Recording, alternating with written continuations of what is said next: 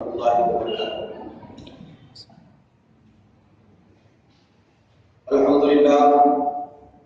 الحمد لله رب العالمين، والصلاة والسلام على سيد المرسلين وعلى آله وأصحابه أجمعين، أما بعد. قال الله تبارك وتعالى في القرآن المجيد والفرقان الحميد: أعوذ بالله من الشيطان الرجيم، بسم الله الرحمن الرحيم. لا أقسم بهذا البلد وأنت حل بهذا البلد. صدق الله مولانا العظيم، وبلغنا رسوله النبي الأمين الفتين الكريم، ونحن على ذلك لمن الشاهدين والشاكرين، والحمد لله رب العالمين. حرم کی زمین اور قدم رکھ کے چلنا، حرم کی زمین اور قدم رکھ کے چلنا، ارے سر کا موقع ہے وہ جانے والے. حضرات گرامی، کچھ عرض و معروف سے قبل سب سے پہلے ہم سب کے آقا، دونوں عالم کے داتا، سید الانبیاء، امام الانبیاء، حضرت محمد مصطفیٰ صلی اللہ علیہ وسلم کی بارگاہ مقدسہ میں درود و سلام کا نذرانہ پیش کریں اور باواد قلب پڑھیں: اللہم صلی علی سیدنا و شفیعنا حبیبنا مولانا محمد بارک وسلم. صلاۃ و سلام علیک یا رسول اللہ، صلاۃ و سلام علیک یا حبیب اللہ صلی اللہ علیہ وسلم. حضرات،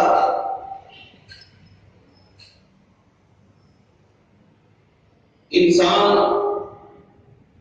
کی کامیابی کسی نہ کسی کے ساتھ جڑی رہتی ہے. یعنی انسان جب کامیاب ہوتا ہے تو کسی نہ کسی کی وجہ سے انسان کو کامیابی ملتی ہے. ایسے ہی انسان کو جو عظمت اور وقار ملتا ہے، انسان کو جو بلندی ملتی ہے، وہ کسی نہ کسی سے تعلق کی وجہ سے ملا کرتی ہے. اور صرف یہ انسان ہی کے حد تک نہیں ہے، جانور ہو، مٹی ہو،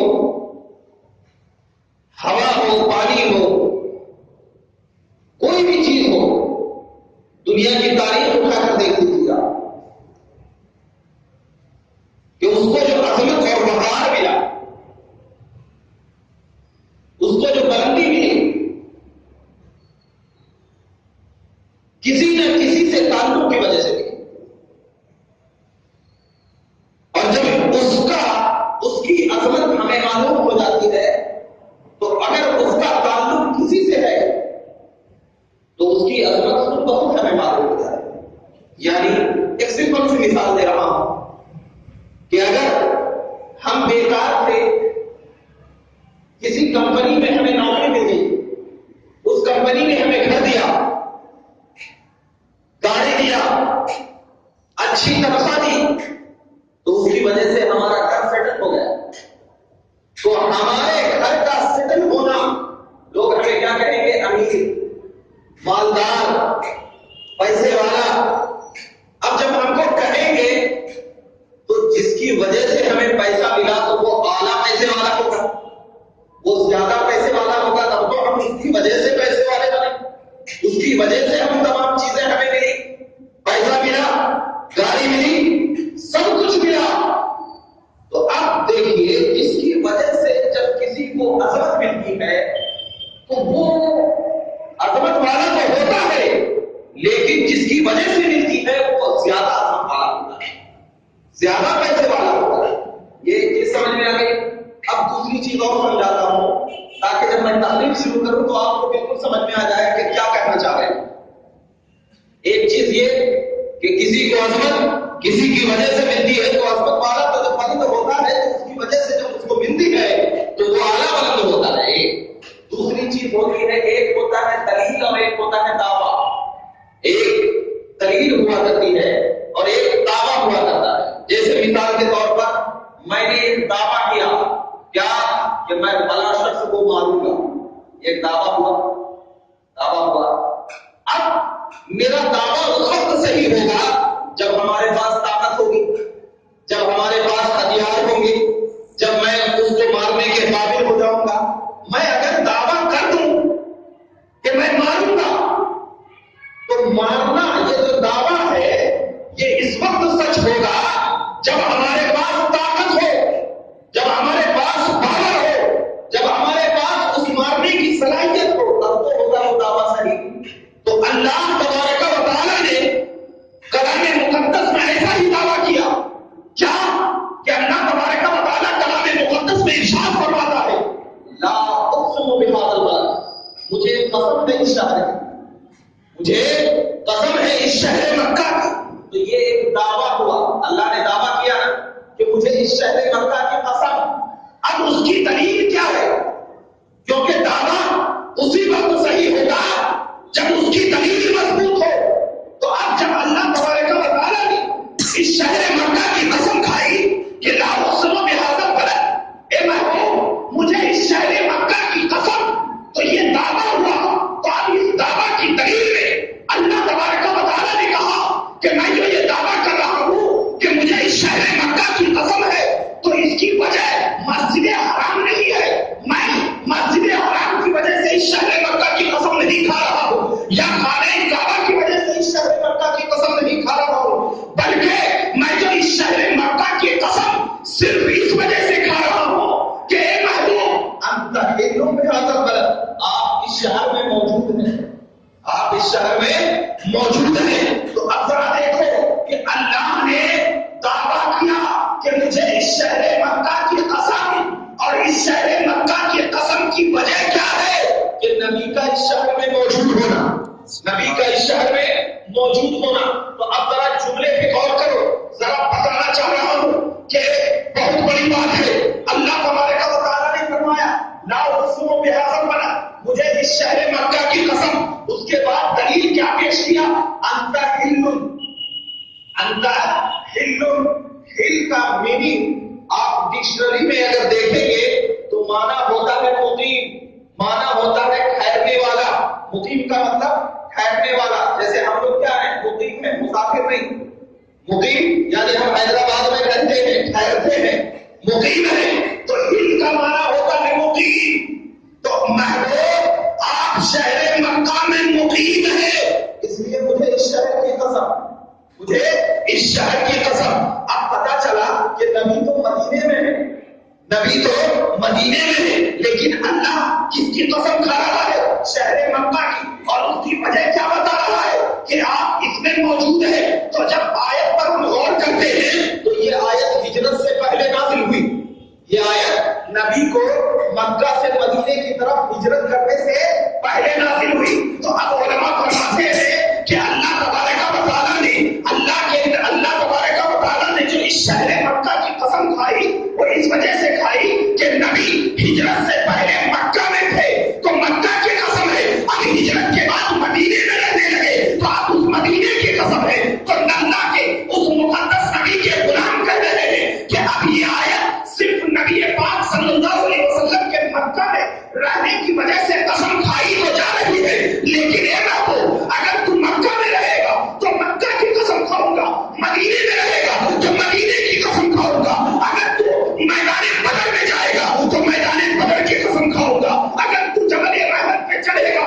تو اس جبل رحمت کی قسم کھاؤں گا، اگر تو جنگ احد میں میدان احد میں رہ کر پہاڑ احد پہ چڑھے گا تو میں پہاڑ احد کی قسم کھاؤں گا، اگر تو مسجد اقصی میں جائے گا تو اس مسجد اقصی کی قسم کھاؤں گا، یہاں تک کہ تو زمین میں رہے گا تو میں زمین کی قسم کھاؤں گا، اور تو معراج کی رات میں جب تو میرے ملنے کے لیے آئے گا تو میں اس ملنے کی قسم کھاؤں گا، اور جب تو معراج کا سفر کر کے اب تو دنیا میں جائے گا تو میں اس دنیا کی قسم کھاؤں گا، یہاں تک کہ محبوب جہاں جہاں تیرے قدم پڑیں گے وہاں وہاں میرا قسم پاتا چلا۔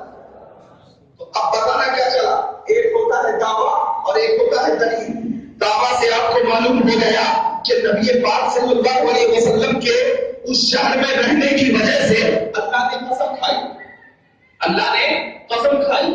اب ذرا بتائیے یہ جو مکہ کی قسم اللہ نے کھائی یہ کس کی وجہ سے کھائی؟ کیا کعبہ کی وجہ سے؟ نہیں۔ مسجد حرام کی وجہ سے؟ نہیں۔ مسجد عائشہ کی وجہ سے؟ نہیں۔ آب زمزم کی وجہ سے؟ نہیں، نبی کی وجہ سے۔ اور آپ کو معلوم ہے کہ مکہ عظمت والا ہے، ایک نیکی وہاں کرو تو 1 لاکھ نیکی کے ثواب دیا جائے گا، یہ تو عظمت ہے نا۔ تو اب ذرا بتاؤ کہ وہاں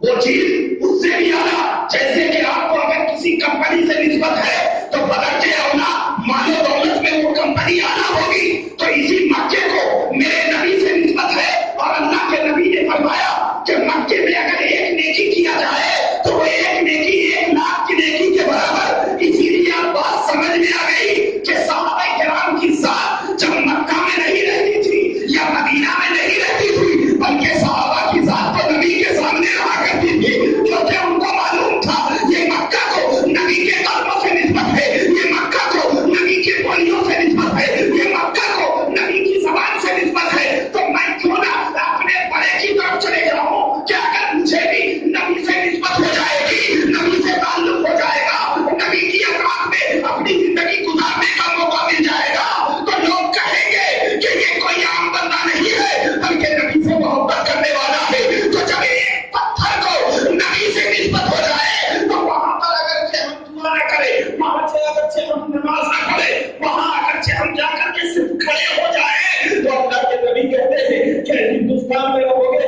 نماز پڑھو گے تب تجھے ثواب ملے گا, لیکن مکہ ایسا شہر ہے کہ تو وہاں آ جا, وہاں پر بیٹھ جا, وہاں پر بیٹھ کر کے تو نہ خدا کو یاد کر, نہ تو مجھے یاد کر, نہ تو قرآن پڑھ, نہ تو نماز پڑھ, نہ تو روزہ رکھ, سب کو بیٹھ کر کے آرام سے زندگی گزار. تو وہاں پر بیٹھنا بھی تیرے لیے 1,00,000 نیکی کا ثواب ہوگا. کیوں؟ اس لیے کہ وہ مکہ میرے نبی سے تعلق رکھا کرتا ہے. تو آپ بات سمجھ میں آ گئی کہ جس کا تعلق مصطفیٰ کی ذات سے ہو جاتا ہے وہ ذات تو عظمت والی ہوتی ہے. اب اس تعلق والی ذات کا بھی پوری کائنات میں کوئی مثال نہیں رہتا.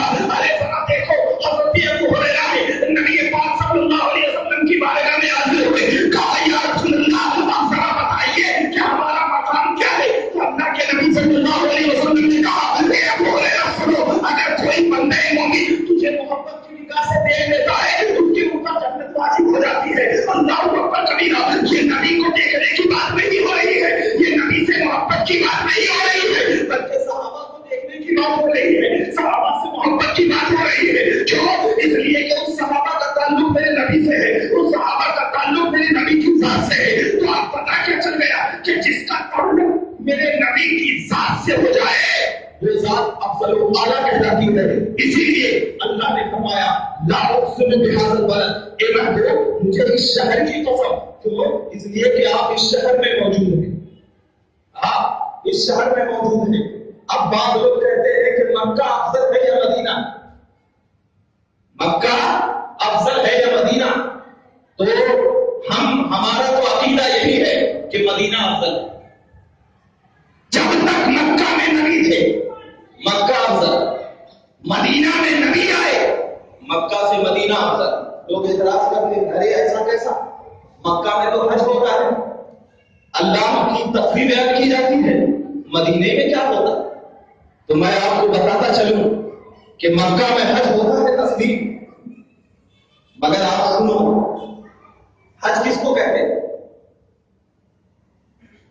یہاں سے دور احرام کے کپڑے باندھے, نیت کیا, نیت کرنے کے بعد خانہ کعبہ کو گئے, 7 چکر لگایا, چکر لگانے کے بعد مقام ابراہیم پہ 2 رکعت نماز پڑھی, صفا مروہ کے درمیان صحیح کیا, اس کے بعد حلق کروا لیا, عمرہ مکمل. حج کے ایام ہوئے تو حج میں اور میدان عرفات گئے, مزدلفہ کو مینا گئے, کنکری ماری, حلق کرایا, یہی تو حج ہے. تو یہاں پر انسان جا رہا ہے, انسان جو معصوم نہیں ہے, انسان جو گناہوں کا بوجھ لیے بیٹھا ہے, وہ انسان جا رہا ہے, اور انسان جانے کے بعد خانہ کعبہ کا حج کر رہا ہے. لیکن اٹھاؤ بخاری, دیکھو بخاری شریف کی حدیث پاک میں اللہ کے نبی صلی اللہ علیہ وسلم ارشاد فرماتے ہیں اے لوگوں جو لوگ یہ اعتراض کرتے ہیں ان کو کہنا کہ مکہ افضل نہیں مدینہ افضل ہے. کیوں؟ مکہ کی افضلیت اس لیے کہہ رہے ہو کہ یہاں حج ہوتا ہے, طواف ہوتا ہے. ارے میں کہتا ہوں کہ مکہ میں تو انسان طواف کرتے ہیں لیکن مدینے میں فرشتے طواف کیا کرتے تھے.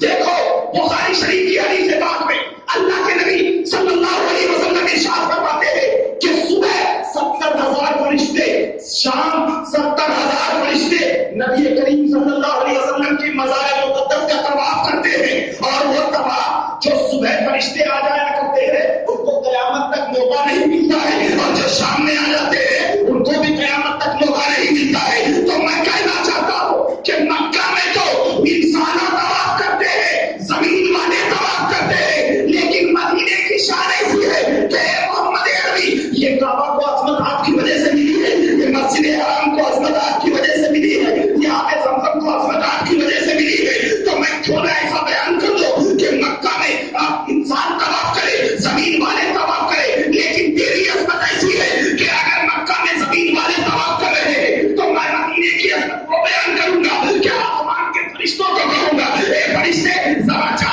اور میرے نبی کے قبر کے چاروں طرف 7 چکر لگا۔ تو پتا کیا چل گیا کہ اگر جسمانی طواف کرنا ہے تو مکہ آنا پڑے گا، اگر روحانی طواف کرنا ہے تو مدینہ آنا پڑے گا۔ تو کیا بات چلی کہ یہ مدینہ یہ کوئی عام جگہ کا نام نہیں ہے، بلکہ انسان اپنی عظمتوں کی وجہ سے قربان ہوتا ہے، انسان اپنی محبتوں کی وجہ سے اپنی ساری تمام دھن اٹھا دیتا ہے۔ اسی لیے ہمارے پاس نسبتوں کا بڑا تعلق ہے، ہمارے پاس نسبتوں کی بہت بڑی عظمت ہے، ہمارے پاس نسبتوں کا بہت بڑا احترام ہے۔ کیوں؟ اس لیے کہ جب کسی ادنا چیز کو، جب کسی کم کوالٹی والی چیز کو کسی بڑی ذات سے نسبت ہو جاتی ہے نا تو وہ کم کوالٹی والی چیز بھی عظمت والی ہو جاتی ہے۔ کیوں؟ ذرا دیکھو آج ہمارے پاس کہتے ہیں کہ ارے یہ کیا نسبت سنی کرتے رہتے ہیں، نسبت سے کیا ملتا؟ میں بولتا ہوں نسبت سے انسان جہنم سے جنت کی طرف جاتا ہے، انسان جہنم سے جنت کی طرف جاتا ہے۔ حضرت ام سلمہ فرماتی ہے کہ نبی کریم صلی اللہ علیہ وسلم ایک مرتبہ مکہ المکرمہ میں بارش ہو رہی تھی کہ بھیگ گئے، اور بھیگ گئے تو ان کا پورا جسم کا کپڑا بھیگ گیا۔ گھر آئے، حضرت ام سلمہ کو کپڑا اتار کر دیا، اے ام سلمہ ذرا اس کپڑے کو سکھا دو۔ حضرت ام سلمہ کہتی ہے کہ میں نبی کریم صلی اللہ علیہ وسلم کا وہ مبارک کپڑا لیا اور لے کر کے تنور کے پاس جا کر کھڑی ہو گئی۔ تندور جس میں تندور کی روٹی پکاتے ہیں نا، آپ کتنا کھڑا کر رہا تھا، کھڑی ہو گئی۔ بہت وقت گزر گیا، نبی کریم صلی اللہ علیہ وسلم نے مجھے بلایا، اے ام سلمہ ادھر آؤ، اتنا دیر ہو گیا ہے کپڑے نہیں سکھائے۔ بخاری شریف کی حدیث پاک موجود ہے، آپ اٹھا کر دیکھ سکتے ہیں۔ اللہ اکبر۔ حضرت ام سلمہ آئی، کہا یا رسول اللہ ہم اتنے دیر سے آپ کے کپڑے کو، آپ کے جوتے مبارک کو لے کر تنور کے پاس کھڑے ہو رہے ہیں، لیکن آپ کیا ہے کہ یہ کپڑے کو سکھاتی نہیں ہے۔ نبی کریم صلی اللہ علیہ وسلم نے حضرت ام سلمہ سے کہا، اے ام سلمہ کیا تجھے نہیں معلوم یہ آپ کیسے اس کپڑے کو سکھائے گی؟ ارے اس کپڑے کی نسبت مجھ سے ہے، اس کپڑے کو نسبت مجھ سے ہے، میں نے اس کپڑے کو پہنا ہے، اور قسم ہے اس ذات کی جس کے قبضے قدرت میں محمد کی جان ہے۔ سنو، دنیا کی آگ تو ایک طرف، جہنم کی آگ بھی اس کپڑے کو جلا نہیں سکتی۔ اب ذرا میں آپ کو ایک عقیدہ دینا چاہتا ہوں کہ دیکھو نبی کریم صلی اللہ علیہ وسلم نے ایک کپڑا ہے جو نبی کے جسم سے اس کا تعلق ہو گیا، مگر جہنم کی آگ اسے جلا نہیں سکتی، نہیں جلا سکتی نا، بالکل صاف ہو گیا، بخاری کی حدیث ہے، نہیں جلا سکتی۔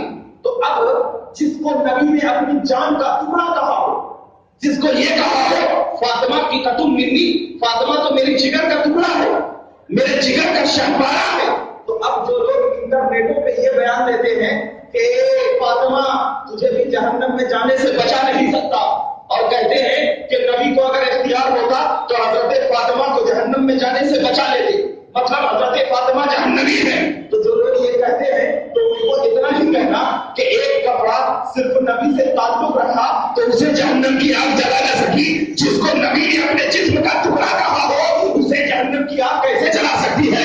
تو آپ ان لوگوں کو یہ بتا دینا کہ ارے نبی کی عظمت تو صحابہ سے پوچھو، نبی کی محبت تو صحابہ سے پوچھو، نبی کا عشق دیکھنا ہے تو صحابہ کی زبانی دیکھو، ارے صحابہ کا عشق نبی کے ساتھ تو ایسا تھا کہ ایک پتھر اگر نبی سے تعلق رکھ جائے تو صحابہ اس پتھر سے بھی محبت کرنے لگتے تھے، اگر ایک پرندہ نبی سے محبت کرنے لگے تو اس پرندے سے بھی صحابہ محبت کرتے تھے، اگر ایک درخت نبی سے محبت کرنے لگے تو صحابہ اس درخت سے بھی محبت کرتے تھے۔ کیوں؟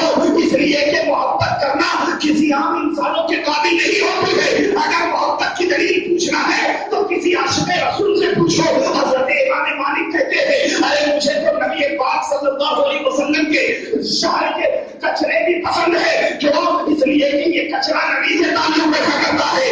اگر امام مالک کا پس چلے اور اگر اللہ حلال کرے تو امام مالک کہتے ہیں کہ میں اس کچرے کو بھی کھاتا چلا جاؤں اس تعلق سے کہ یہ کچرا اگر نبی کے جسم سے تعلق رکھ رہا ہے, نبی سے محبت رکھ رہا ہے, تو اس کچرے میں اتنی عظمت ہے, اتنی عظمت ہے, اتنی عظمت ہے کہ امام مالک کا عقیدہ سنو کہ اگر وہ کچرا کسی کے جسم میں چلا گیا قسم خدا کی جہنم کی آگ اس پہ ہلاک ہو جاتی ہے. کیوں؟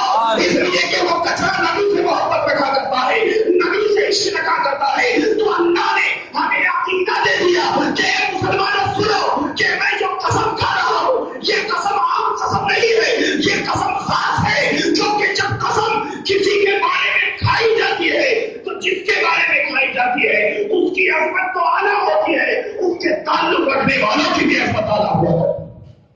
یہی وجہ ہے کہ ہم تمام لوگ نبی سے محبت کی دلیل والا دل پیدا کرتے ہیں, اور جب ہمارے سینوں میں عشق رسول بس جاتا ہے نا تو کوئی بدعقیدہ کی بدعقیدگی ہمارے ذہن میں آتی نہیں آتی.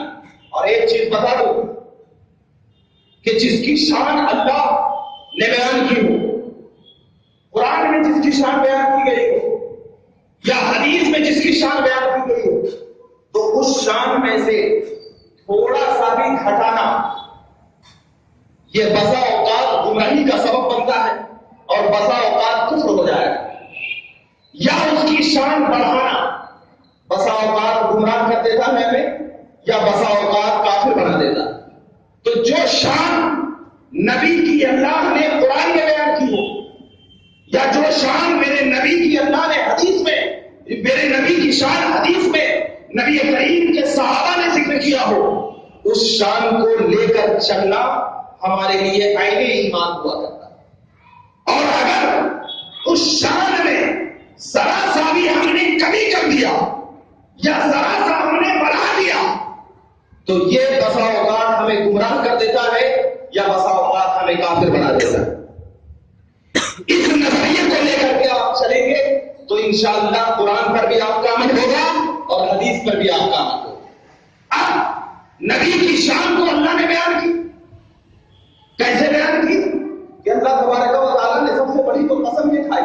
اگر میں کسی کو کہوں کہ میں فلاں چار مینار سے آیا تو میری اتنی بات عام طور پہ قبول نہیں کی جائے گی, لیکن اگر میں کہہ دوں قسم خدا کی میں چار مینار سے آیا تو آدمی بولے گا نہیں یہ قسم کھا رہا, یہ قسم کھا رہا. تو اب اپنی بات کو سچا کرنے کے لیے, اپنی بات کو سچا کرنے کے لیے قسم کھائی جاتی ہے. تو کیا اللہ نے بھی اپنی بات کو سچی کرنے کے لیے قسم کھائی؟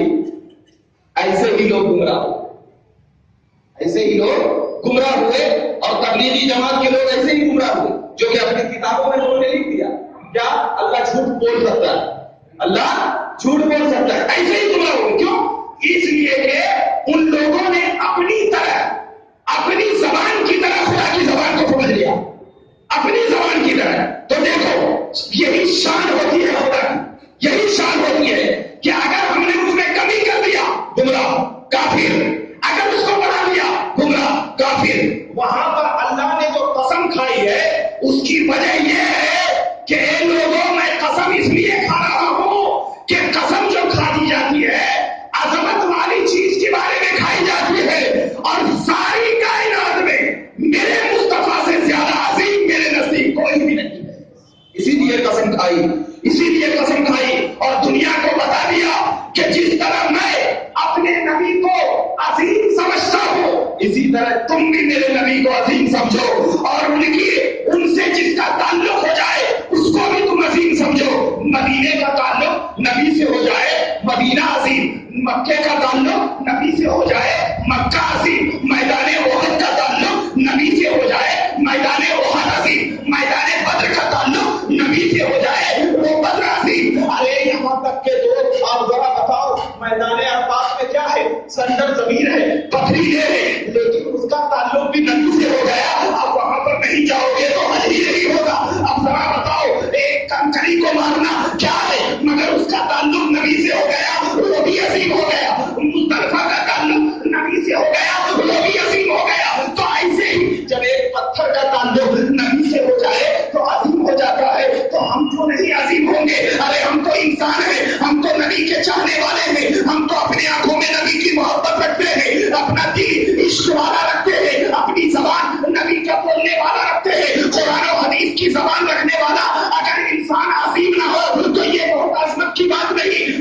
زندگی کی بات ہے. تو مسلمانوں اگر تم عظیم بننا چاہتے ہو, اگر اپنے سینوں میں عظمت مصطفیٰ کی نورانیت پیدا کرنا چاہتے ہو, اگر اپنے آنکھوں کو میلاد مصطفیٰ کا چراغ بنانا چاہتے ہو, تو کوئی اور چیز کرنے کی ضرورت نہیں ہے. جس سے نبی محبت کر رہے ہیں تم بھی ان سے محبت کرنے لگو, اور جب تم ان سے محبت کرنے لگو گے تو تم دنیا میں بھی کامیاب ہوگے, آخرت میں بھی کامیاب. سبحان اللہ. اسی لیے ہم تمام نبی کی عظمت کا, دولت کمایا چھوڑ دیا, پیسہ کمایا چھوڑ دے گا, لیکن انسان جب لے کر جائے گا تو اپنے عمل کو لے کر جائے گا.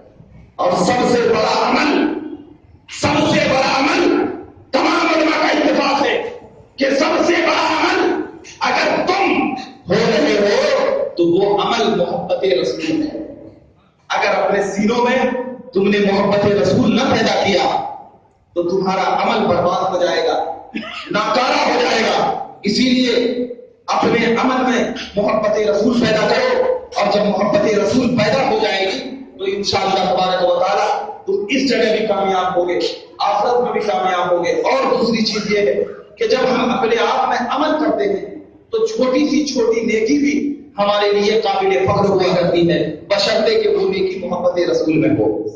مگر اگر محبت رسول میں وہ نیکی نہیں ہے تو آپ 24 گھنٹہ عبادت کرتے رہے, وہ عبادت